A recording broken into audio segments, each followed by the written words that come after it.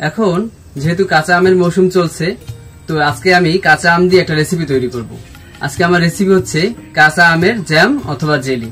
আর কিছুদিন পরেই কাঁচা আমের মৌসুম ফুরিয়ে যাবে, আর মৌসুম ফুরিয়ে যাওয়ার আগেই কাঁচা আম দিয়েই কতগুলো রেসিপি তৈরি করব। তার মধ্যে আজকে রেসিপি হচ্ছে কাঁচা আমের জ্যাম।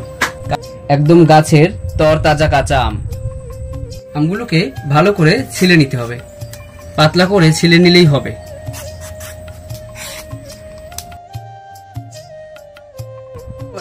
একটা কসকস ভাব আছে উপরে, এজন্য এখন আমি ছেলার পরে আমটা একটু ধুয়ে নিচ্ছি।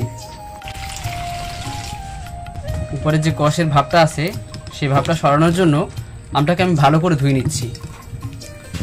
আমটা ধোয়া হয়ে গেলে এরপরে আমটাকে আমি কুচি কুচি করে কেটে নেব।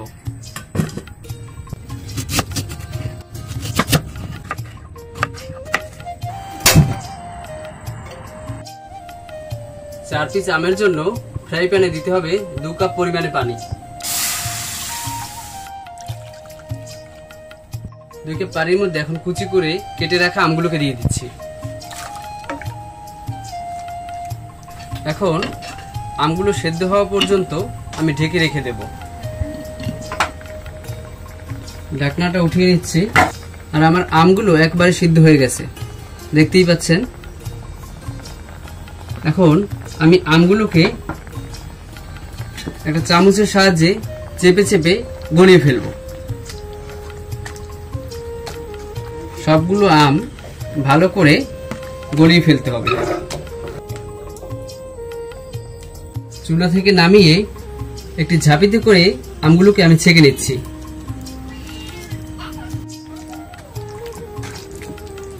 আমি আমগুলোকে ঝাঁপি দিয়ে ছেঁকে শুধুমাত্র আমের নির্যাসটাকে নিয়েছি, বাকি যে ছাবার যে অংশ ওটাকে আমি রেখে দিয়েছি। এখন সেই ফ্রাই প্যানে আমি পুনরায় আমের নির্যাসটাকে আবার ঢেলে দিচ্ছি। চুলোটাকে আবার অন করে দিচ্ছি। লো আছে, এবার আমগুলোকে আমি জাল দিয়ে নেব। আমের জেলি বানানোর জন্য কোনো প্রকারের আগার আগার বা জেলিটিন ব্যবহারের প্রয়োজন নেই। আমের টক স্বাদটাকে কমানোর জন্য দিয়ে দিচ্ছি সামান্য পরিমাণে লবণ। জালটাকে একবারে লো আঁচে রাখতে হবে। আমের জ্যামটাকে দীর্ঘদিন সংরক্ষণ করার জন্য আমি 1 টেবিল চামচ পরিমাণ বা তার একটু কম দিয়ে দিচ্ছি ভিনেগার।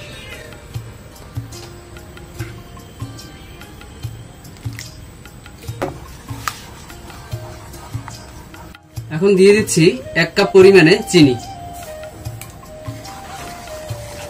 চুলার আঁচটাকে এখন একটু বাড়িয়ে দিতে হবে। দেখুন কালারটা কত সুন্দর আসছে। কাঁচা আমের একদম সবুজ রংটা কিন্তু রয়ে গেছে। এটা যখন ঘন হয়ে আসবে, একটা আঠালো ভাব চলে আসবে, তখন আমার জ্যাম সম্পূর্ণ প্রস্তুত হয়ে যাবে। একটা ঘন না হওয়া পর্যন্ত আমি নাড়াচাড়ার উপরে রাখবো।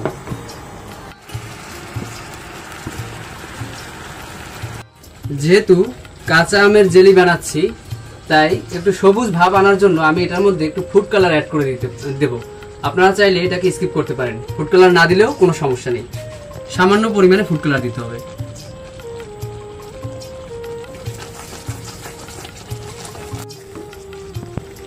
আমার জেলিতে একটা আঠালো ভাব চলে আসছে। এখন আমি এটাকে চুলা থেকে নামিয়ে নিচ্ছি।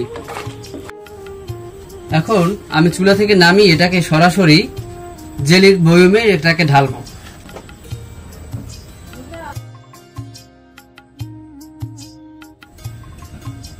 আমার জারে জেলি ঢালা শেষ। এখন আমি এটাকে ঠান্ডা করার জন্য আধা ঘন্টার মতো রেখে দেব। চাইলে ফ্রিজেও রাখতে পারেন অথবা নরমালে রাখলেও কোনো সমস্যা নেই।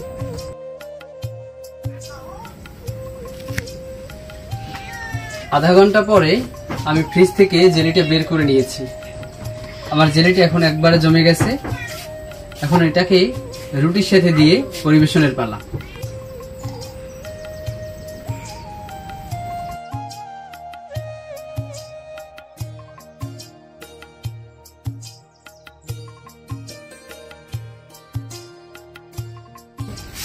এতক্ষণ সঙ্গে থাকার জন্য আপনাদের সবাইকে ধন্যবাদ।